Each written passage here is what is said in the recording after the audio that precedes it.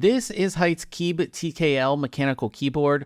Of course, the thing that really stands out about this keyboard is its lighting with its 155Q RGB LEDs and polycarbonate casing.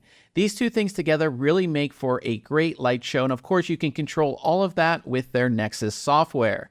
The keyboard is no slouch either, with its double-shot PBT keycaps, aluminum top plate, HYTE's in-house fluffy lavender linear mechanical key switches, and you have a hot swappable design too. There's even a set of dual magnetic rollers in the top corner and multimedia keys that use HYTE's flappy paddle tactile switches that feel completely different from the rest of the keyboard.